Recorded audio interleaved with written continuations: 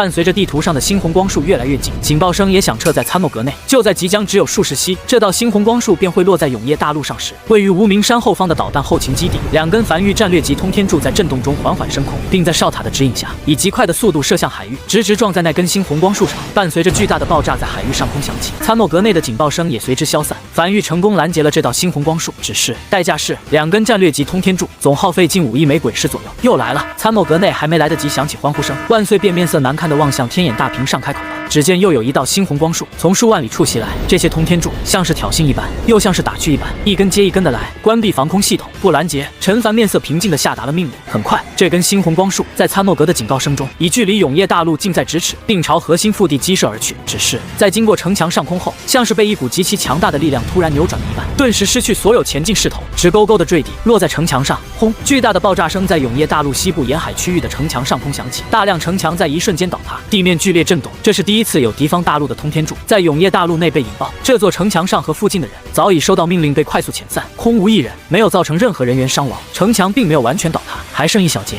灰尘还没来得及散去，大量圣水便通过虚幻铜管涌入城墙废墟，快速修复着城墙。6、7息功夫过后，城墙再次完好无损地矗立在上空。汇报损失，参谋阁万岁闻言快速统计了一遍，才急促道：总损失包括是神炮、圣水消耗等在内，共计126万枚鬼石。不亏！陈凡笑了起来。对方发射一根战略级通天柱，至少也需消耗5亿枚鬼石左右。他就不信对方的天道赐福没法自己选择的情况下，也和他一样有那么多消耗减半的效果，而他只需消耗126万枚鬼石，比拦截的性价比高多了。拦截不拦截了，你轰吧，反正轰不进永业大陆腹地，轰碎了它再修就完事了。从现在起，除非对方发射了天眼轨道炮，或者轰炸区域部署了我们的天眼轨道炮等重要区域，否则都不用拦截，让对面轰。明白？万岁重重点头。玉主，那我们用不用也朝对方轰几炮？根据天眼之眼的监视，这座大陆无法进空，我们发射出去的通天柱，对方只能拦截，肯定是打击方鬼石损耗更少，拦截方需消耗更多鬼石才能拦截下敌方的通天柱。不，陈凡摇了摇头，轻声道：我们彼此的信息并不透明，至少他应该是知道樊玉拥有战略级通天柱的手段，但他却不知道樊玉也有足够的监视手段，他可能以为我们根本不知道他们在哪，无法还击。现在不要打草惊蛇，我们没有打持久战的资格，我们只有机会对企业人大陆展开一波轰炸，而这一波轰炸也将会是最终轰炸。他轰让他轰，不用搭理他，时刻监视企业人大陆的前进速度，有任何变动及时通知。是。万岁重重点头。所有人都清楚，这方天地很大，也不是只有这么一个战争泥潭。企业人不仅仅只可能控制了这么一座3级大陆，说不定还有更多企业人控制的3大陆朝永业大陆驶来。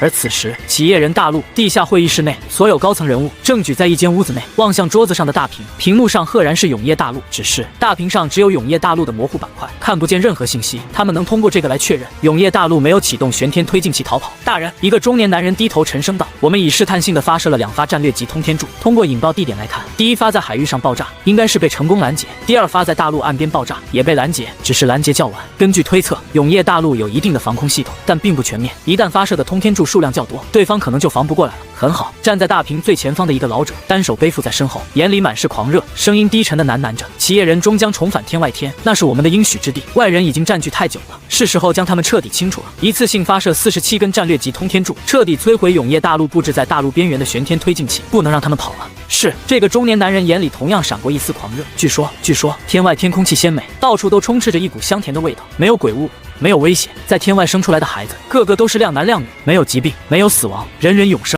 他做梦都想回到天外天，如今这个梦想终于近在咫尺了，只需清理掉占据了巴比伦塔遗址的一个小势力，便可回到天外天，回到他们的应许之地，拿回本就该属于他们的一切。狱主，江北防线上，参谋阁阁主万岁正面色古怪地望向前方刚被战略级通天柱轰出的一个巨坑。企业人大陆一次性发射了47根战略级通天柱，轰炸目标是岸边，都没越过城墙，城墙的净空完全失效，目标好像是我们的玄天推进器。想法是好的，只是本来永业大陆就一直被鬼潮包围，现在正在打鬼潮呢。虽然这个肯定没压力，但总归是需要消耗一点鬼石。然而大批战略级通天柱砸下来，不偏不倚的给鬼潮洗地洗了个遍，大批鬼潮被清空，掉落的鬼石和医宝都是他们的，城墙甚至都不需要修复，因为压根没受损。永业大陆在经过原始大陆碎片、大陆核心以及黑暗科技的3重增幅后，早已经变得极其坚硬。也就是说，企业人大陆这波看似极其狂傲的通天柱洗地，对樊玉近乎没有造成一丝损失，反而帮樊玉清理了大批鬼潮。虽然确实摧毁了不少玄天推进器，但玄天推进器的造价成本并不贵，等会儿再打造一批就是了。陈凡望向眼前这一幕笑了起来。47根战略级通天柱，至少造价也得250亿枚鬼石，对手的250亿枚鬼石就这么轻飘飘的砸水，而他只需要付出一批玄天推进器被毁的代价，这笔买卖简直再合适不过了。这就是他说的遇见危机不要慌，方，先淡定，对手会犯蠢的。从目前的局势来看，对方应该有一定的侦察手段，但明显侦察手段没我们强，没看见这一圈永夜防线，否则在看见这圈永夜防线后，至少应该知道我们不好对付。寻常3级大陆也没有这一卷城强吧？对方这种大代价，只为了摧毁我们的玄天推进器，明显是生怕我们跑了。用这么大代价，只是为了阻止我们逃跑，说明对方有些过于高于他们的实力，也有些过于低估我们的实力了。不过，樊玉如今的整体势力虽然确实不如对方，但也没差那么多。如果对方这样玩的话，那很容易就给自己玩死了。现在还有多少门玄天推进器？6382座。万岁耸了耸肩，近乎不影响永夜大陆的前进。启动下试试。陈凡挑眉，好嘞。下一刻，其中1000座玄天推进器缓缓启动，永夜大陆开始缓缓移动，移动速度极慢，但就是这么慢的移动速度，仿佛触碰了某人的神经一般。狱主万岁望向手里的天眼副屏，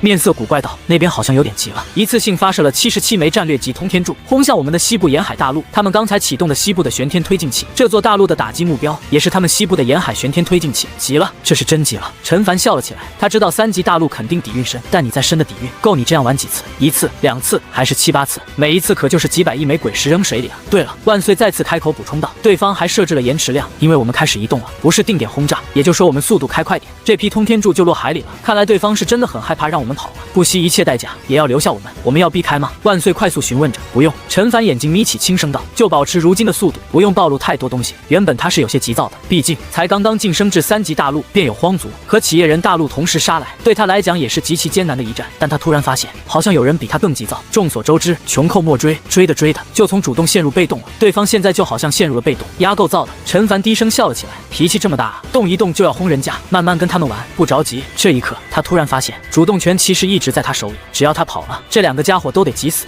但他其实跑不了，他需要所占领的那10几个大陆，开启他的后续大计，需要那些稀有岛屿，更需要反败为胜，掠夺荒族在战争泥潭里的生存时间，从而快速变强。他没有退路的，只是这些事情对方不清楚，对方觉得他随时可以逃走。每个人的想法不一样，或许在对方眼里是留得青山在，不愁没柴烧，但在他眼里，这是他快速获取基础生存时间的唯一办法。他不能逃，只能打。不过这个信息差倒是给了他很多操作空间。而此时，企业人大陆地底会议室内寂静无声，所有人都眼观鼻，鼻观心，事情有点棘手了。其实所有人都知道问题出在哪里，永夜大陆又不知道他们，只要别一开始发射那2根通天柱，屁事没有。等他们都靠近了，就算永夜大陆有玄天推进器，也没有任何意义。手到擒来，10拿9稳。但大人不知因何缘由，或许是有激动，或许是按捺不住内心情绪，总想做点什么，就朝永夜大陆发射了2根通天柱过去，反而打草惊蛇了。大人，烂摊子已经既然有了，那还得想办法收拾。身后一个幕僚沉声道：“目前通过我们发射过去的战略级通天柱防线方向，对方选择了向东方反方向逃跑。以永夜大陆的面积，至少需要4000座玄天推进器才能满足移动需求。我们不需要摧毁永夜大陆东部的玄天推进器，启动那边的推进器只会距离我们更近。我们需要尽快摧毁永夜大陆其他3个方位的玄天推进器。只要摧毁了这一批，10天内永夜大陆肯定无法重建玄天推进器的。然后我们需要将本大陆的玄天推进器催动到极限状态，这样原本预计还有15天的路程，可极限缩短到13天。”吩咐下去。站在地图前方的老者双手背负在身后，转身望向身后这个提建议的幕僚，浑浊的瞳孔中闪过一丝欣赏，声音沙哑的缓缓道：“按这个计划执行。”是。幕僚不卑不亢的身子微弓点头应下。好消息，企业人大陆展开了新一轮轰炸，近乎发狂一般，一次性轰出了300余根战略级通天柱，分别轰向永夜大陆北、南、西3个方向。仅仅这一波轰炸，只是消耗了企业人大陆1500亿枚鬼石，而对于樊玉来讲，损失几乎为零。他打造玄天推进器甚至无需下海，打造时间数息即可。坏消息，企业人大陆急了，移动速度加快了，原本和荒族的时间被抹平了。参谋阁内，万岁有些面色不是很好看到。狱主，企业人大陆加速了，按照现在的速度，还有15日便会抵达永夜大陆，和荒族近乎同一时间抵达。陈凡没有讲话，只是望向鬼皮地图。他终于知道俘获相依是什么意思了。他就斗了斗企业人大陆，给自己的时间差都没了。他在考虑有没有可能攻心。既然2个势力的目标都是永夜大陆，那这2个势力之间也应该是敌对关系吧？荒族那边有反应吗？没有。陈凡轻点了下头。这至少说明荒族没有什么远距离监视手段，完全不知道永夜大陆上发生了什么，也不知道永夜大陆正在遭受疯狂轰炸。狱主，我有一事不理解。开口之人是樊玉第2届军策榜首陈九天。企业人大陆竟然有这么多战略级通天柱的储备，为何要打击我们的玄天推进器，直接一波梭哈轰我们的大陆？不是效果更好？既然担心我们跑了，不如直接将我击沉，因为他们不敢。陈凡轻摇了下头，他们的目标是永夜大陆的巴比伦塔遗址，给永夜大陆轰沉了，他们还能得到自己想要的东西吗？畏手畏脚便是如此。实际上，他压根没在永夜大陆看见什么巴比伦塔遗址，他觉得就算以前有这个东西，现在也应该早没了。在回答了陈九天的疑惑后，陈凡才大步走出参谋阁，来到江北防线上，望向灵魂深处的永夜领主面板。在永夜大陆成功晋升至3级大陆后，黑暗科技树后续分支终于显现出来。这几年，他共积攒了27个黑暗科技原点，经济、名声一个没点，全留在这里。他相信肯定很少有3级大陆点亮这个层次的军事黑暗科技。黑暗科技名称：信号塔异化。黑暗科技品级：无。黑暗科技类型：军事加成。黑暗科技效果：可操控信号塔范围内任意势力发射的火力打击，并为其设置新的打击目标，一日只能操控1根。倘若对方势力也拥有该黑暗科技，则无法生效，使用次数不返还。所需消耗黑暗科技原点10点。陈凡深吸了一口气，缓缓闭上双眼，感受着心脏的跳动。他就知道天无绝人之危，哪怕看起来几乎必死的绝境，也一定会有条生路等他发现。有了这个黑暗科技，就意味着他可以将企业人大陆发射的1根战略级通天柱强行拿走其操控权限，将打击目标设置为荒族。这样一来，这2个势力可能会先打起来，而他只需要坐享渔翁之利即可。即便无法当渔翁，也可以先将水搅浑。当情况不利于他的时候，水越浑越好，浑水才能给小鱼活下去的机会。点亮这10点黑暗科技原点，物超所值。前提是企业人带来没点亮这个黑暗科技，下一个他还有17点黑暗科技原点，还能再点亮一个黑暗科技。黑暗科技名称：大陆异化 2.0。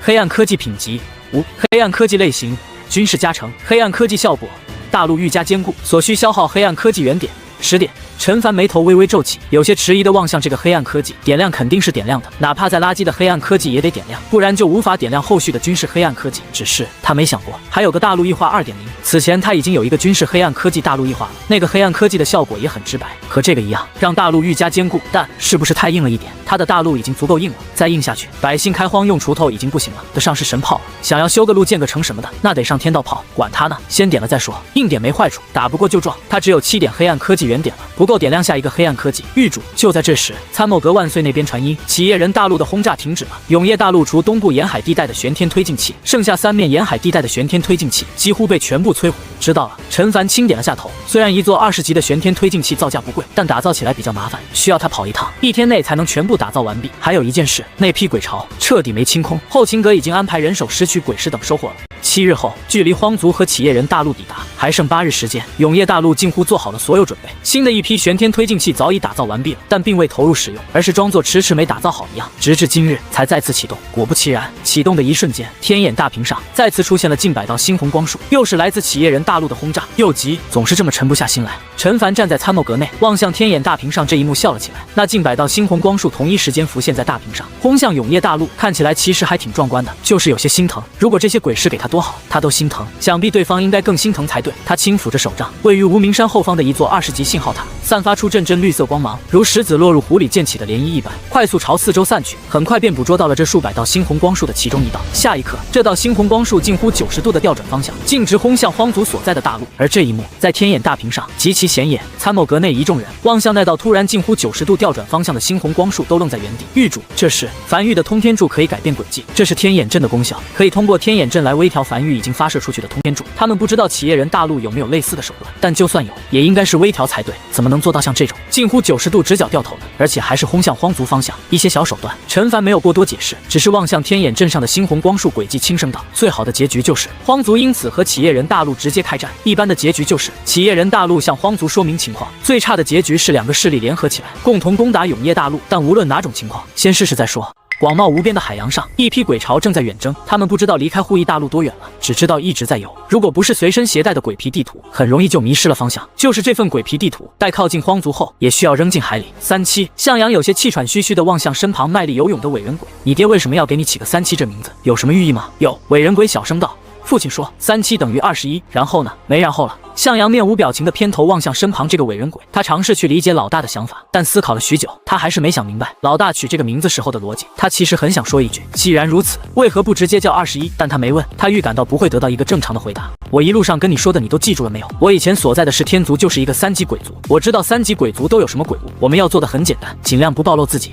伟人鬼点头数下，表示自己记得很清楚。向阳盯着鬼皮地图，最后看了眼方位，估算了下路程后，将手里的鬼皮地图丢进海里，希望一切顺利。轰！荒族大陆，一根通天柱在海域上空爆炸，一个高10米、披着猩红披风的高大鬼物悬浮站在半空中，面色阴沉地望向远处海域上的爆炸。于百息前，有一根战略级通天柱，没有任何征兆地轰向他所在的大陆。鬼巢中的荆棘鬼第一时间发射了荆棘，在海域上拦截了这根通天柱，并将其引爆，没有对他们造成什么损失。荆棘鬼，3级鬼族的独有鬼物，可发射巨型荆棘当作远程攻击手段，最远范围可达50公里，通常用来攻城以及拦截地方的火力袭击，但每日只可发射1根巨型荆棘，一次之后便需1日的休休养，才能在体内再次诞生出巨型荆棘。他们荒族共储备了678个荆棘鬼，也就是说，他们单日最大可拦截火力袭击数量为679。除非荆棘鬼进化到了鬼尊之上，也就是25级鬼圣，否则是无法拦截天眼鬼道炮的。目前为止，荒族只有一个鬼圣，而这个鬼圣恰好就是荆棘鬼。这个27级的荆棘鬼圣便是他。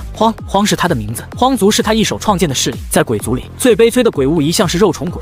荆棘鬼这种功能性的鬼物，这种鬼物往往很难有进化空间，建功立业的什么他们，但瓜分果子的时候往往没他什么事儿。没人知道他一个荆棘鬼一路走到鬼圣付出了多少，但他现在最想知道的是，这根通天柱是哪方势力轰来的？他已秘密离开战争泥潭，按理来讲没人知道他的去向才对。这根通天柱袭来的方向是北方，不是永业大陆轰来的，那会是谁？这尊高达的鬼物面色冰冷的大手一挥，下一刻，身后鬼巢中飞出数十个巨大的蝗虫鬼物，前往爆炸位置，来回转了几圈，随后才朝北方疾驰而去。这是黄鬼，如猎犬般，可记住气息，哪怕是敌方大陆通天柱的气息也可记住，然后原路返回，找到目标。他要知道是谁对他动的手，目标为何？只要当鬼族晋升至3级种族，可以说才真正像是一个种族，有了个是鬼物搭配，实力碾压2级鬼族，何止一个档次。天黑，他得到了消息，或者说是2个消息。第一个消息，黄鬼找到了发射通天柱的大陆，正在朝东方疾驰而去，路径看起来正是永业大陆，一座人类所占据的3级大陆。第二个消息，在附近海域里发现了一大批鬼巢，像是在赶路般，个个精疲力尽。在遇见他们后，这些鬼巢开始疯狂往反方向逃窜。坐在宫殿王座上的鬼物面色毫无波澜的，食指在椅子扶手上轻巧着。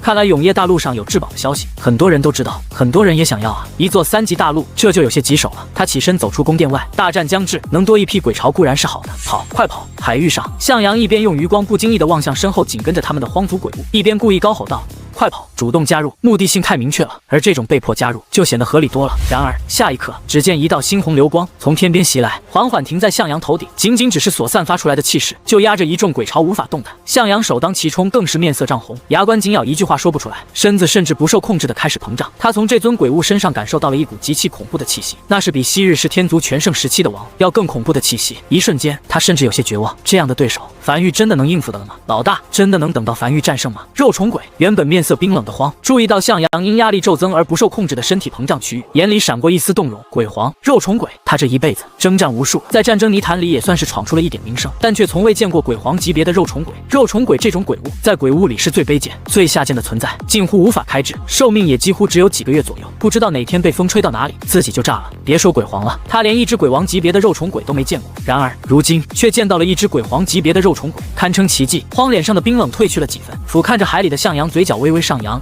肉虫鬼的鬼王倒是少见，本座名荒，乃3级鬼族荒族的王，报上你的来历，本座允你加入荒族。看见这只鬼皇级别肉虫鬼的时候，他突然想起了自己的过去，从荆棘鬼一路爬到鬼圣，成为3级鬼族的王，一路上经历了什么，只有他知道。但现在，或许这只肉虫鬼也知道，对方身上有他的影子，像他们这种鬼物，要付出比其他鬼物更多的代价，才能站在这里。他不服命，也不认命，他要告诉这个世界，哪怕是荆棘鬼，也可成为3级鬼族的王。气势削弱，压力骤减，原本身体开始不受膨胀的向阳，身体又快速平息下去。向阳有些恍惚，下一刻，身后鬼巢中飞出数十个巨大的蝗虫鬼物，前往爆炸位置，来回转了几圈，随后才朝北方疾驰而去。这是黄鬼，如猎犬般，可记住气息，哪怕是敌方大陆通天柱的气息也可记住，然后原路返回，找到目标。他要知道是谁对他动的手，目标为何？只要当鬼族晋升至3级种族，可以说才真正像是一个种族，有了个是鬼物搭配，实力碾压2级鬼族，何止一个档次。天黑，他得到了消息，或者说是2个消息。第一个消息，黄鬼找到了发射通天柱的大陆，正在朝东方疾驰而去，路径看起来正是永业大陆，一座人类所占据的3级大陆。第二个消息，在附近海域里发现了一大批鬼巢，像是在赶路般，个个精疲力尽。在遇见他们后，这些鬼巢开始疯狂往反方向逃窜。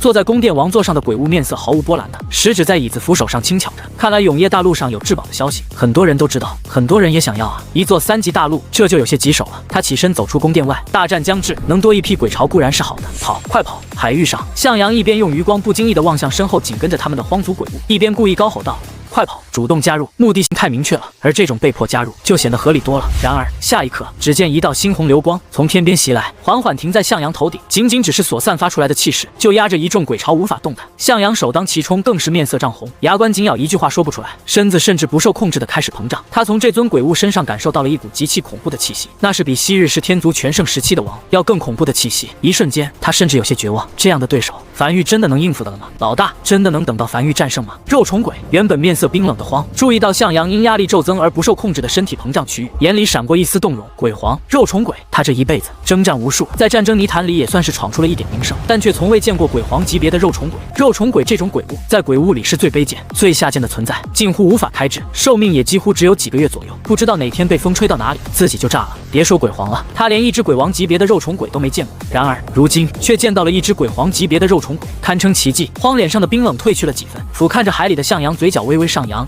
肉虫鬼的鬼皇鬼到底能走到怎样的高度？能不能日后也成为一个3级鬼族的王？接下来安心待在荒族，我会向你见证，身为一个荆棘鬼最远能走到多远。如果我倒下了，你要继承我的意志，去向整个世界证明，哪怕是一个肉虫鬼也可以走得很远。荒的声音顺着海风飘进向阳耳里，站在荒身后的向阳有些怔怔地望向荒的背影。他原先在是天族的唯一使命便是自爆，是天族的王，每时每刻都在告诉他，自爆就是肉虫鬼最大的光荣。他一直这样觉得，他觉得肉虫鬼就该这样，直至他遇见了95告诉他，一看你就没什么战斗力，躲在我身后。他第一次感受到了不一样的情愫，而这是第2次。荒告诉他不会启动他，哪怕荒族亡了也会送他逃走，只为想看看他身为一个肉虫鬼能走到多远。哈哈哈哈哈！荒突然大笑了起来，不知想到了什么，突然搂过向阳的肩膀，落在荒族大陆上。走，以后就是一家人，带你见见我的下属，见见我打下的江山。向阳默默地望向荒的背影。如果他在离开是天族后，第一个遇见的是荒，或许他会死心塌地地为荒卖命，但他第一个遇见的95给了他不一样的感觉。95让他知道，肉虫鬼是可以被保护的，是不用第一个冲锋陷阵的，是不用自爆来实现自己价值的。他在心里默念着这一切。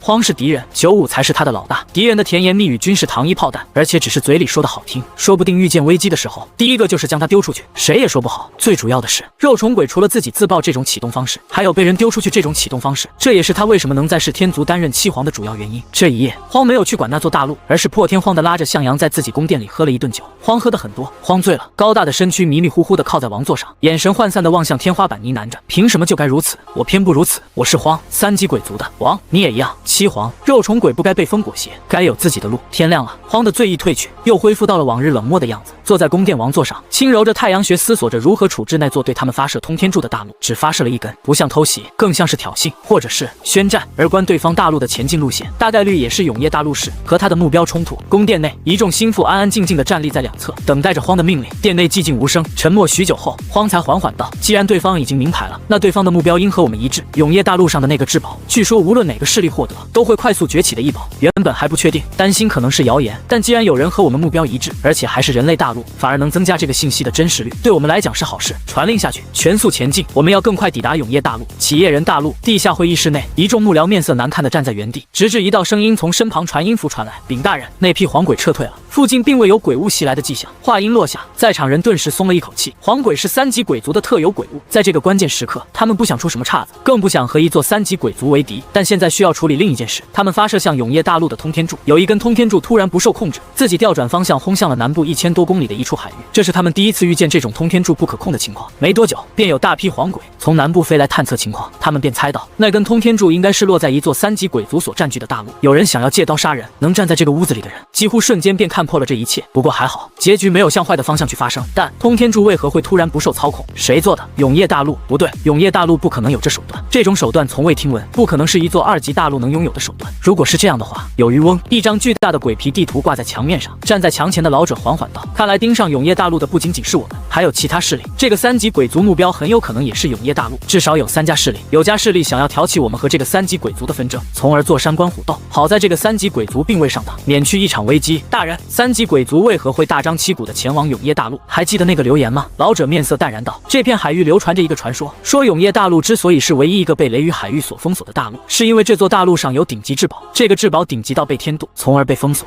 任何势力夺得这个至宝，都可快速崛起。你我等人都清楚，永夜大陆之所以被雷雨海域封锁，单纯是因为这座大陆上有巴比伦塔的遗址。天道不愿看见我们企业人重建巴比伦塔，根本没有什么顶级至宝。这个3级鬼族想必也是冲着这个顶级异宝来的。至于另外一个想要坐收渔翁之利的势力，所图为何就不清楚了。大人，那我们现在该如何处置？降低速度。等老者缓缓道：鬼族去天外天没有意义，他们就是从天外天进来的。我就不信这个3级鬼族攻打永夜大陆的目的是想要重新前往天外天，他们的目标只能是顶级至宝，和我们的目标不冲突，不影响我们。让他们先抵达永夜大陆，他们快打下来的时候，无论暗中那个势力抱有什么目的，都不会眼睁睁地看着永夜大陆就这样被轻松占领。那个势力会在最后时刻出手，和3级鬼族开启一场大战，而我们要做的就是静观虎斗，等决出胜利者后全胜出击。永夜大陆参谋阁内，天眼大屏前，参谋阁阁主万岁正在汇报着最新进展。狱主，按照正常情况，此时荒族和企业人大陆应该都有5日便会抵达永业大陆。一开始企业人抵达的时间要较晚一点，但后来他们加速了，就赶上了这批时间差。而现在企业人大陆突然降速了，预计抵达时间从5日后增加到7日后，而荒族突然加速了，预计抵达时间从5日后变成了4日后。陈凡默默望向天眼大屏上2座大陆的俯瞰画面分屏，那根通天柱在即将落在荒族大陆上后被引爆，荒族也确实派出了一批鬼物前去调查，并成功追溯到了企业人大陆。只是荒族并未大举进攻企业人大陆，更别提和企业人大陆开战什么的，而是选择了全速前进，以更快的速度抵达永业大陆。那就来吧，陈凡低声呢喃着，他能准备的已经都准备好了，接下来就该看看天眼轨道炮的威力了。与此同时，大批后勤阁成员正在独眼大陆上忙碌着，原本应该沦为废墟遗址的城墙，重新被铺设上了鬼火、铜管以及天道炮，几乎和上次消灭独眼族时一样。唯一不同的是，这次天道炮并未对准大陆内部，而是对准了大陆外的海域里。下一刻启动，在独眼大陆后勤9组的组长下令下，独眼大陆尾部的玄天推进器开始缓缓启动，推动着独眼大陆开始缓缓前进，随后直撞向不远处的另外一座大陆——绝望大陆。2座大陆接触之时，震耳欲聋的声音在天地间陡然响起。紧接着，只见部署在独眼大陆海岸线上的一座天道炮已酝酿完毕，伴随着炮管上的白色纹路被点亮，一道炽热光柱猛地从天道炮上轰鸣而出，重重轰在绝望大陆上，轰出一座巨大深坑，威力巨大。但守在独眼大陆上的后勤阁成员见状，并未有一丝喜悦，反而流露出一丝失落。不行吗？1月前，繁育参谋阁7组组长陈菊天提出了一个设想：天道炮部署在大陆上，启动后威力是最大的，且可贯穿整个大陆。这个距离没有限制，无论大陆多大，都会贯穿大陆，是一座大陆的最后底牌。既然如此，那是否可以炮口对外，然后让2座大陆紧贴在一起？这样一来，所发射的天道炮便可无需部署在地方大陆，便能贯穿对方大陆。天道不愿看见我们企业人重建巴比伦塔，根本没有什么顶级至宝。这个3级鬼族想必也是冲着这个顶级异宝来的。至于另外一个想要坐收渔翁之利的势力，所图为何就不清楚了。大人，那我们现在该如何处置？降低速度。等老者缓缓道：鬼族去天外天没有意义，他们就是从天外天进来的。我就不信这个3级鬼族攻打永业大陆的目的是想要重新前往天外天，他们的目标只能是顶级至宝，和我们的目标不冲突，不影响我们。让他们先抵达永业大陆，他们快打下来的时候，无论暗中那个势力抱有什么目的，都不会眼睁睁地看着永业大陆就这样被轻松占领。那个势力会在最后时刻出手，和3级鬼族开启一场大战，而我们要做的就是静观虎斗，等决出胜利者后全胜出击。永业大陆参谋阁内，天眼大屏前，参谋阁阁主万岁正在汇报着最新进展。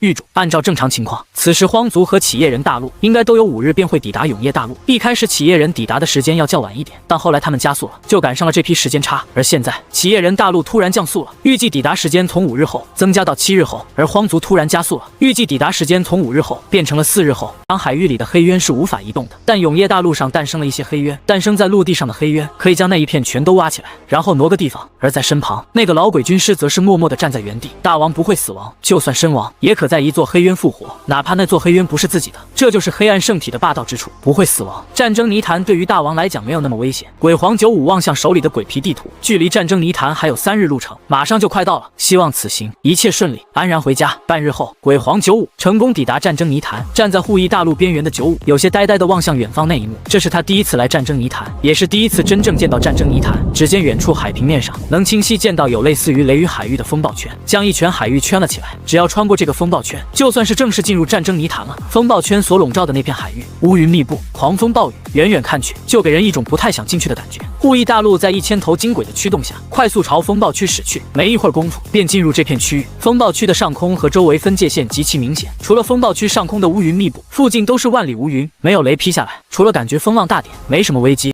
足足前进了1个时辰的功夫，才正式进入了战争泥潭。从此刻开始，将正式计算生存时间，每活1日，养老一族便可拥有1日的生存时间。只是或许是他们命不好，才刚进入战争泥潭，便看见3、4公里远有一座大陆。完了，95内心突然咯噔一下，面色顺便下令1000头金轨快速启动。那座大陆也有了反应，无数火焰在海底喷射出来，染红了一片汪洋大海。玄天推进器被快速启动，朝远处逃窜而去。2座大陆都在以极快的速度朝对方的相反方向逃窜而去。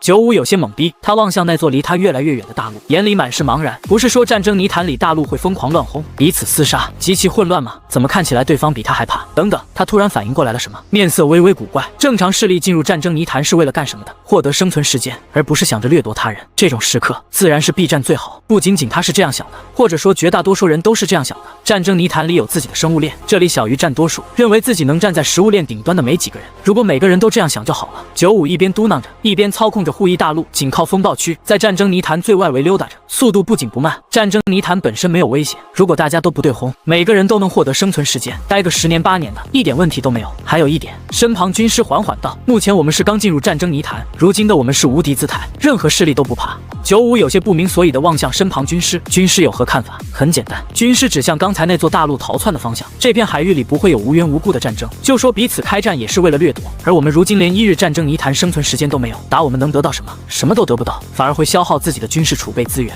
还会遭到我们的反扑，让自己陷入战火，从而让自己被其他势力盯上。95深以为然的点了点头，有理，但唯一的问题就是不知道战争泥潭的势力有没有什么手段能判断出对方拥有多少日战争泥潭生存时间。鬼皇95若有所思地思索着，此时他已经进入战争泥潭半个时辰了，除了一开始那座大陆，周围海域上什么都没看见。显然战争泥潭足够大，不会显得那么拥挤，只要想避战，还是可以避得开。然而下一刻，视野尽头，远处海面上缓缓出现了一座大陆，原本行驶方向正是他们这里，看着架势应该也是打算在战争泥潭边缘溜达的，但或许也发现了他们，很快便掉头朝另外一个方向驶去。也是第一次真正见到战争泥潭，只见远处海平面上能清晰见到有类似于雷雨海域的风暴圈，将一圈海域圈了起来。只要穿过这个风暴圈，就算是正式进入战争泥潭了。风暴圈所笼罩的那片海域，乌云密布，狂风暴雨，远远看去就给人一种不太想进去的感觉。护翼大陆在1000头金轨的驱动下，快速朝风暴区驶去，没一会儿功夫便进入这片区域。风暴区的上空和周围分界线极其明显，除了风暴区上空的乌云密布，附近都是万里无云，没有雷劈下来，除了感觉风浪大点，没什么危机。足足前进了1个时辰的功夫，才正式进入了战争泥潭。从此刻开始，将正式计算生存时间，每活1日，养老一族便可拥有1日的生存时间。只是或许是他们命不好，才刚进入战争泥潭，便看见3、4公里远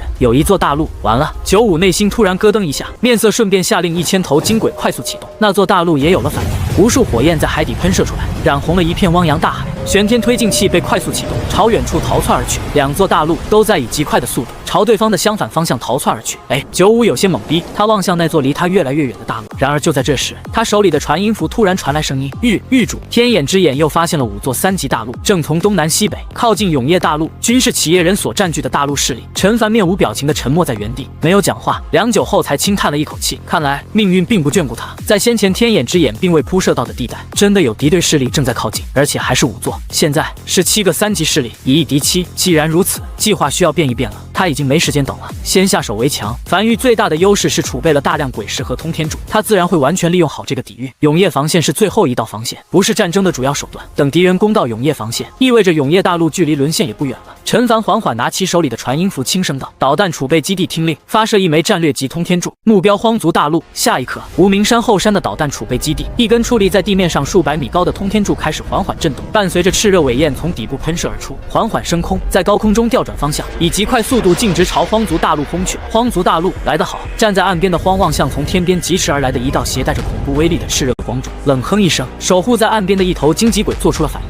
如海参般的身体快速蠕动着，随后张开血盆大嘴，一道漆黑无比的巨型荆棘从腹部喷射而出，直直撞上那根从天边袭来的炽热光柱。轰！巨大的爆炸声在海域上空传来，拦截成功。这个方向是永业大陆的方向，看来樊宇已经发现我们了。荒缓缓道：“加速前进，以最快速度拿下永业大陆。”王身旁一个心腹终于忍不住开口道：“我们要不要也慢一点？前些日子朝我们发射通天柱的那座大陆，经黄鬼探测，已经放慢了速度，明显打算当麻雀。我们也可以慢一点，让他们先打。”荒偏头看了眼身旁心腹，面色毫无波澜的平静道：“不是后来的都是麻雀，先来的也可以是麻雀。麻雀可以先吃蝉，再吃螳螂。”就在这时，又是一根通天柱袭来，只是这道通天柱所散发出的威势极其弱，就是最普通的通天柱，不像是战略级通天柱那种炽热光柱，近乎点亮整片天空。不用拦截，荒下了命令。对方既然发现了他们，明显是想要用普通通天柱来消耗他的拦截力量，但他又岂会上这种当？这种程度普通通天柱对他的精英鬼物根本无法造成太多伤害。就这样，这根普通通天柱在没有任何拦截的情况下，轻轻松松地轰在了荒族大陆上一处矿区。轰！震耳欲聋的爆炸声剧烈响起，大陆隐隐颤抖，3座黑渊瞬间融化。荒呼吸瞬间停滞，面色愤怒地转身望向身后不远处空中通天柱爆炸后升起的蘑菇云。这个威力根本不是普通通天柱的威力，而是战略级通天柱的威力。这3座黑渊是他这些日子来辛辛苦苦从其他大陆上收集来的陆地黑渊，当做战略储备物资的。这些年，他总共才收集了7座黑渊，放在自己大陆上，2、3分布在3个区域，而刚才那根通天柱瞬间炸毁了他3座黑渊，多年以来的储备几乎瞬间消失了一半。站在一旁的向阳默默地望向这一切，他知道这是樊玉的通天柱，樊玉率先出手了，接下来就看荒族如何应付了。然而樊玉不打算给他们这么多思考时间，又是3道普通通天柱从天边袭来，这次荒不敢怠慢，虽然愤怒，但他还是快速平复情绪，下令荆棘鬼开始拦截。愤怒的情绪会影响判断，战争里最忌讳就是情绪决策，他已经尽可能冷静，但当他看见那3根普通通天柱在海面上被拦截引爆后，还是面色不受控制地阴沉了下来。这3根是真的普通通天柱，威力极小，白白消耗了他3个荆棘鬼手下的拦截次数。这是什么手段？他没见过，在战争泥潭里也没见过。樊玉可以将战略级通天柱伪装成普通通天柱，但没给他太多思考时间。樊玉的后手如潮水般一波一波袭来，这次足足有100根通天柱划破天空，呼啸着朝荒族大陆冲来。拦截！荒咬牙下令全部拦截。与此同时，快速消耗掉剩下4座黑渊所储备的所有黑暗之源，快速生产出了2000个荆棘鬼，加上原有的678个荆棘鬼，现在荒族共有2678个荆棘鬼。来吧，就算是普通通天柱，他也会全部拦截。距离抵达永夜大陆只有3日功夫了，他倒要看看樊玉单日能发射多少枚通天柱。樊玉总是那么和善，别人的要求总是会尽可能满足。当这100根通天柱被全部拦截在海域上，纷纷爆炸，都是普通通天柱的威力。荒还没来得及有多余樊玉，第2批通天柱又来了，如此密集，间隔时间几乎不足百息，说明当那100根通天柱升空没多久后，第2批通天柱就紧跟其后的发射。这一次是2575根，近3000根通天柱同时划破天空，那是一副怎样的场面呢？遮云蔽日，刚被生产出来的一个个荆棘鬼趴在地面上，耐心等待着王的命令，精确到了个位数。身为鬼圣，他的视觉捕捉能力和思维能力要远超寻常鬼物。在他第一时间确认了这批通天柱的数量后，他突然笑了起来。不知为何，他冥冥中感觉自己可能要败了。荒族共有2679个荆棘鬼，刚刚的拦截后，剩余拦截次数还有2675根，而樊玉所发射的通天柱恰好也是2675根。这说明什么？说明樊玉对他们近乎了如指掌，不仅仅知晓他们的黑渊坐落在哪个区域，甚至连他以前有多少荆棘鬼和刚才生产出来了多少个荆棘鬼都极其清楚。荒抬头望向天空，他不知道樊玉以何种手段在监视他，但他想对方或许现在正盯着他。他笑了起来，轻声吐字道：“我赌你这2675根通天柱都是普通通天柱，放弃拦截。”事实上，也正如荒所猜测的那样，参谋阁的天眼大屏上，屏幕上浮现着荒的特写，占据了近乎整个屏幕。旁边负责唇语的人第一时间将荒所说的话翻译出来。很可惜，陈凡双手拄着翡翠手杖，站在原地轻声道：“你赌错了。”下一刻，剧烈的爆炸近乎布满了整个荒族大陆边缘。这批普通天柱里夹杂了30根战略级通天柱，而这些战略级通天柱的轰炸目标正是那批荆棘鬼。这波轰炸之下，荒族的荆棘鬼近乎彻底全部灭绝。樊玉无法和向阳建立直接联系，但这些日子，向阳根据95的嘱咐，会偶尔像是发呆一样，40-50度望向天空，无声呢喃着什么。信息由此传回樊玉，荒族的王是27级的鬼圣，本体为荆棘鬼。鬼圣，樊玉没遇见过这样的敌人，不知具体实力如何。短兵交接不是一个好的选择，所以他布下的对荒族的作战计划很简单：覆盖轰炸、信息、远程火力，这2个近乎能直接决定一场战役走向的东西，樊玉都有，而且极其擅长，自然要将这个特长完美发挥出来。当这一批通天柱落下，并精准消灭了荒族近乎全部荆棘鬼后，又是2000根通天柱袭来。这次荒族已经完全没有了拦截手段，只能眼睁睁地看着这批通天柱落在荒族大地上。哪怕荒已经在荆棘鬼被全部杀死后，以第一时间下令，并带着身旁亲信跳海逃命，但一座大陆何其大，更多鬼物根本来不及逃窜，被藏在这批通天柱里的战略通天柱精准轰杀。正当轰炸准备继续的时候，荒和身边亲信的身影连同向阳一同消失在了天眼大屏上。荒族这个3级鬼族，多半鬼物，尚未抵达永夜大陆，便被永夜大陆的近万根通天柱近乎洗地一般屠杀干净。参谋阁内并没有太多欢呼声，不仅仅是因为荒族的王下落不明，更多的是在天眼大屏上5座新的企业人大陆已经出现在了大屏，并从不同方向朝永夜大陆疾驰而来。樊玉总共储备的通天柱数量为20万根，刚才已经用了近万根了。万岁站在原地，眼睛直勾勾盯着天眼之屏上的那5座新浮现出来的企业人大陆，嘴唇紧抿，一言不发。这是一场不对等的战争，这些该死的企业人一刻都等不及了吗？良久之后，陈九天终于忍不住开口，打破了这压抑的氛围。我们要怎么办？之所以能如此轻易覆灭荒族的大半鬼族，他所研发的内敛阵法当居首功。先打看。陈凡停顿了一会儿后，才平静道：“继续轰炸荒族大陆。我还没收到荒族大陆在战争泥潭的掠夺时间，将这座大陆上的残余鬼物全部屠干净。这5座企业人大陆，按照现在速度，最近的需要5日后抵达，最晚的需要9日后。我们还有时间，还有机会。一片汪洋大海上，昔日荒族大陆的王，27级的鬼圣，此时身后并无平日那么多手下跟随，只有7、8个心腹和向阳。鬼物大军已全部死在了荒族大陆上。荒偏头望向向阳笑了起来，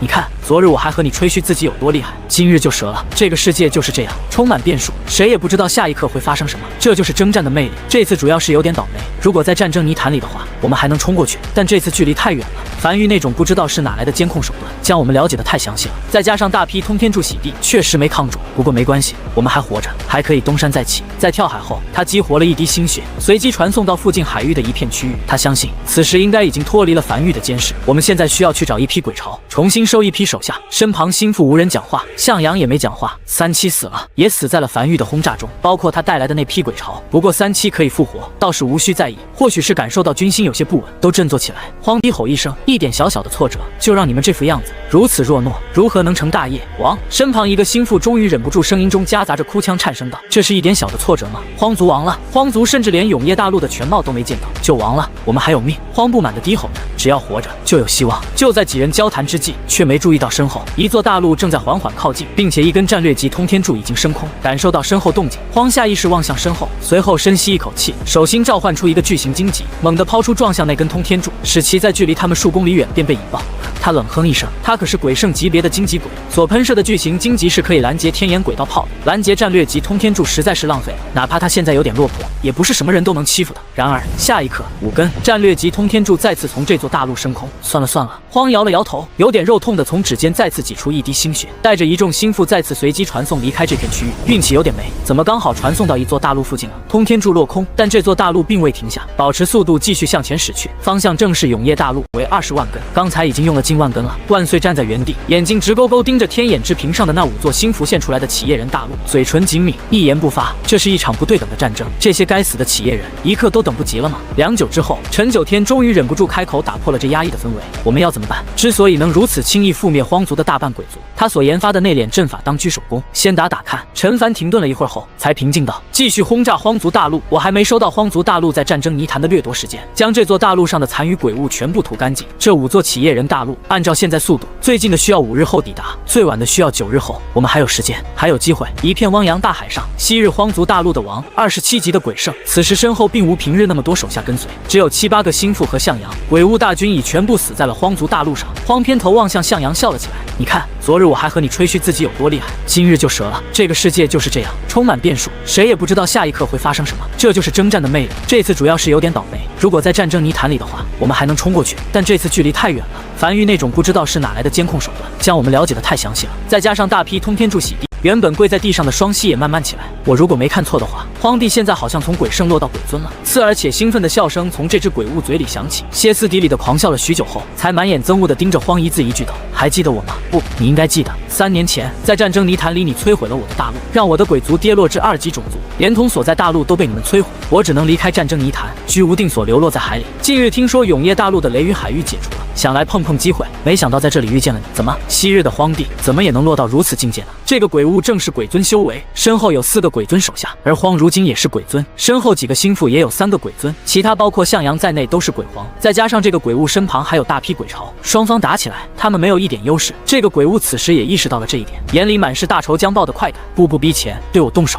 你确定吗？站在原地的荒面色毫无波澜地轻吐了一句话，但就是这一句话便将这个鬼物吓退在原地。他缓缓从4周围上来的鬼物每个人脸上扫过，每扫过一个，对方都会下意识后退几步。在战争泥潭里，荒给他们留下的心理阴影太大。下一刻，跑！荒没有丝毫犹豫，瞬间转身拽着身旁向阳朝后跑去，而跟在身旁的心腹也第一时间转身逃去。妈的！被吓退的鬼物面色瞬间愈发难看了起来，漆黑如滴墨般，怒吼道：“追上去，杀了他们！”2个时辰后，一张木板上，荒望向自己身上的伤势，疼得有些龇牙咧嘴，不时倒吸了口凉气，没跑掉。这群兔崽子跑得还挺快，他们没跑掉，在跌落鬼尊后，他就无法用心血随机传送逃跑了，只能被迫迎战。最后的结果是，那个鬼物的头颅被他当场捏爆，其手下也被他挨个捏死。大批鬼巢四处逃窜而去，他的心腹死了个干净，只有向阳被他带了出来，而他也身受重伤，也就是虎落平阳被犬欺。荒有些自言自语地嘟囔着：“这要是放在昨天，我掐死他们和掐死蚂蚁一样简单。”就在这时，向阳低下头小声道：“荒，为什么救我？在双方大战时，荒数次帮他挡下了致命一击。如果不是荒时不时照拂他，自己根本不会受那么多伤。当然，他也活不下来。他不知道荒为什么要护他。落，荒从怀里小心翼翼地掏出一点药草，仔细地覆盖在自己伤口上，随意道：“我不是说了吗？要让你见证我能走到哪一步。你死了，还怎么见证？世人日后怎么知道我的辉煌？我跟你说，别看我们现在有些落魄，但其实越落魄越好。当我日后成为这个世界王的时候，这些落魄都是我的勋章。再说了，我答应要保护好你的。”荒，向阳身上也有伤势，不过已经包扎完毕了。他不知道自己现在在哪，他不知道自己还能不能回到95身边，樊玉还能不能找到他。他只是有些不理解，你为什么对世界的王那么执念？荒一边包扎，一边像是自言自语着：“像我们这种鬼，生来就无法掌控自己的命运，只有成为世界的王，才不会有人欺负我们。接下来不要放弃，千万不能气馁。我们要找到一批鬼巢，然后收服他们。如果运气好的话，能找到一座无主大陆就更好了。”天色渐渐黑了下来，不久后永夜就会袭来，但人倒霉的时候，好像会一直倒霉。身下海水突然开始狂涌，下一刻，一个巨大的鬼物从海底缓缓浮在海面，巨大的瞳孔紧紧盯着向阳和荒。真的是，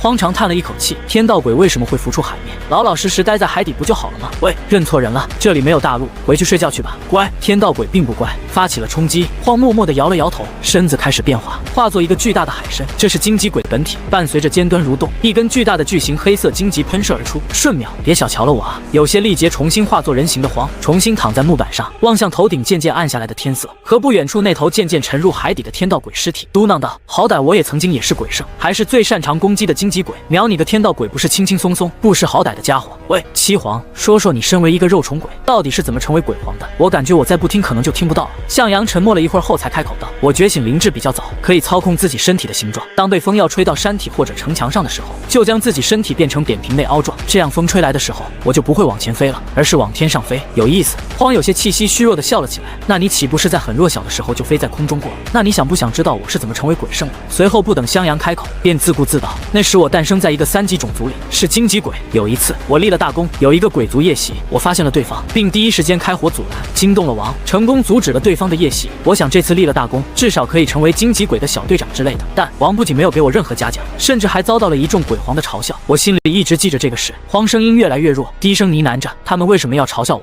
就因为我是荆棘鬼，就因为荆棘鬼的本体很丑陋，就因为荆棘鬼天生卑贱。不过后来我忍气吞声，表现得很好，再加上我很努力，修为长得也很快，成为了统帅这个鬼族的大队长。王很信任我，将权限彻底下放给了我。但我心里一直记得这个事儿，我必须得成为王，才不会有人欺负我。”在一次和人类大陆作战时，人类大陆发射了很多枚通天柱，王下令拦截，我违命，通天柱轰然落下，大战一触即溃。我趁人类没登陆之前，带着我暗中笼络的手下，带着所有资源离开了这座大陆。30年后，我再次归来，便有了荒族的名声。荒呆呆地望向头顶快速袭来的永夜，他感觉到自己的生命力在快速流逝，本就身受重伤，又强行发射一根巨型荆棘杀死天道鬼，或许他可能熬不过今夜了。你后悔攻打樊玉了吗？坐在一旁木板上的向阳突然开口道：“不后悔。”荒坚定地摇了摇头，虽然我是因为攻打樊玉才沦落到如今境界，但不攻打樊玉也会攻打其他势力。只要在征战的路上，就总有一日可能会是这个结局。当我踏上这条路的时候，我就预料到了这个结局，只是多少还是有些不甘。天道鬼并不乖，发起了冲击。荒默默地摇了摇头，身子开始变化，化作一个巨大的海参。这是荆棘鬼的本体，伴随着尖端蠕动，一根巨大的巨型黑色荆棘喷射而出，瞬秒。别小瞧了我啊！有些力竭，重新化作人形的荒，重新躺在木板上，望向头顶渐渐暗下来的天色和不远处那头渐渐沉入海底的天道鬼尸体，嘟囔道：“好歹我也曾经也是鬼圣，还是最擅长攻击的荆棘鬼，秒你个天道鬼不是轻轻松松，不识好歹的家伙。”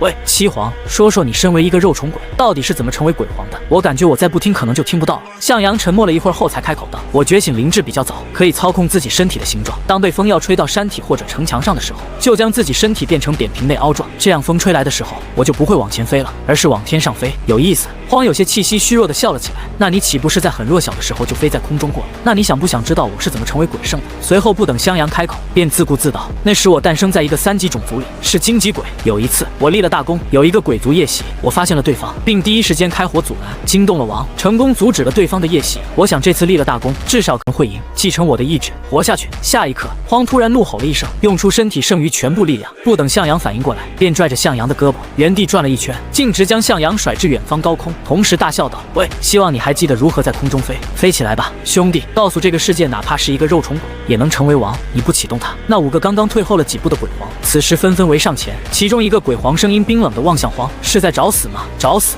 荒笑了起来，甩了甩有些发酸的手臂。5个连大陆都没有的孤魂野鬼，你们知道你们在面对谁吗？我可是3级鬼族的王荒。然而下一刻，一道锋利的尖爪已刺穿他的后心，一只鬼皇不知何时已经摸到他后方，发起了偷袭。荒愣在原地，低下头，呆呆地望向胸口那沾满血液的尖爪，眼神渐渐涣散地笑了起来，低声喃喃着：“5打1，还偷袭！这片海域的鬼物真的很没有礼貌啊！但想就这样杀死我的话，可远远不够哦。”永夜退去，天亮了，那块不知从哪来的巨大木板已变得有些破碎，木板上撒着些许碎肉和刻入木板里的碎肉。向阳回来了。离开前，荒将所有这些年积攒下来的心血全都送至他体内，并将他扔到了很远很远的位置，直至天亮，他才回来了。但他看到的是已经结束的战场，一片狼藉，再无荒。向阳呆呆地站在木板上，环顾四周，空无一日。突然感觉一阵极致的孤独感将他包围，整个世界好像只有他一人般。他明明才刚认识荒，他不知道荒为什么要这么做，他也不知道自己下一步该干什么。他和95和樊玉都失去了联系，隐约间他听见了阵阵声音，那是顺着海风传来的，数十公里之外的声音。运气真不错，白捡了一个鬼尊和5个鬼皇的尸体。不得不说这个鬼尊也太弱了点，连5个鬼皇都打不过，最后落得了个同归于尽的下场。这鬼尊还是个荆棘鬼，荆棘鬼修行到鬼尊修为的，还是第一个见，别弄坏了。圣上专门说了，要将这个鬼尊荆棘鬼体内做成标本收集起来的，等去了天外天建立了企业人国度后，这都是我们曾经的功勋。也是，距离永夜大陆也快了，永夜大陆好解决，但圣上说还有其他企业人所占据的大陆也在来的路上。虽都是企业人的国度，但谁当家做主对我们来讲那区别就大了。以我们大陆的实力肯定没问题的。向阳听着耳边断断续续的交谈声，怔怔地望向远处，隐约能看见一座大陆的灰蒙蒙轮廓。许久之后，他从怀里掏出一根笔和一本无字书，缓缓书写着。这是他留给这个世界的书信，也是他留给这个世界的一个交代，留给荒和向阳的交代。我是七皇，也叫向阳，荒叫我七皇，95叫我向阳。他可以听见远处的声音，这是肉虫鬼生至鬼皇后的能力，尤其是在荒的心血助他成了鬼尊，可聆听的范围更加远了。他觉得自己应该做些什么。荒生前是那么一个自傲的人，荒肯定不愿意让自己的尸体变成标本，那对荒来讲是极致的羞辱，比死都要更痛苦的事情。95待他如手足，樊玉又是95最大的依靠和情绪支柱。他想95肯定也不愿看见樊玉灭亡，他不清楚樊玉是否知晓这片海域还有其他企业人大陆在来的路上。95给了他名字向阳，让他向阳；荒叫他七皇，让他成王。可他只是一个肉虫鬼，一个变成风筝侥幸活下来的肉虫鬼。他这一生从未真正战斗过。肉虫鬼和守夜人一样，一生只能战斗一次，他哪有那么大的本事？他无法完全向阳，他很难对樊玉有95那么深厚的感情，他也成不了王。肉虫鬼怎么可能成王？他没有成王的命。两人对他的期待，他都做不到。他就像是个废物一样，靠着运气一路走到现在，遇到的人对他都很好，而他却完全无法给出什么回报。他能做到的就是给出自己能给的回报。良久之后，笔锋落纸，书信已成。他将这封书信平平整整地放在木板上，抬头望向天空。他不知道樊玉有没有找到他的位置，也不知道这封书信会不会被人发现，但就这样了吧。他一辈子浑浑噩噩，侥幸混了个七皇的名号，有了向阳这个像样的名字，也算值了。老大，你可能不知道，肉虫鬼是不能复活的，和守夜人一样，我们是被上天所厌恶的存在。向阳动身了，一步踏天，二步升空，一步一步朝数十公里远的那座大陆逼近而去。他这辈子都不清楚鬼皇肉虫鬼的启动威力如何，如今他是鬼尊，他其实不喜欢别人对他好，会让他有压力，他不知道该怎么才能给出回报。越来越近了，他看见了，他看见在沿海陆地上，不少企业人正围着荒的本体不断嬉笑着，像是在炫耀战利品一样，不断用留影式合影。毕竟鬼尊修为的荆棘鬼真的很少见，更少见的来了，可曾见过鬼尊修为的肉虫鬼？下一刻，警笛大响，岸边的人看见了他们。近乎与此同时，一根战略级通天柱便升空，朝他轰来。向阳不必，只是站在原地，低头望向自己那开始缓缓膨胀的身体，眨眼功夫便恢复本体，变成了一个巨大的肉球。这就是他的本体，肉虫鬼。他已经很久没有见过自己的本体了。那根战略级通天柱转瞬而至，精准命中，不大不小的爆炸声响起。向阳因疼痛忍不住闷哼一声，但嘴角却有些得意的扬起。没想到吧？他也没想到，鬼尊级别的肉虫鬼可以吸收敌方火力的伤害，并将其储存起来，增加启动威力。越来越多通天柱袭来，他依旧未必，肉球越来越大，皮肤表面的一张人脸。俯瞰望向海岸边那个已经被遗弃的荆棘鬼尸体，那可是荒啊！昨日还说自己要成为这个世界的王，今日便如死狗一样被丢在这里。荒说的没错，这个世界充满变数，但不知道有没有人料到了他这个变数呢？渐渐的，他从下方那些企业人眼里看见了恐惧，他笑得更开心了。荒说的没错，这些人果然害怕他。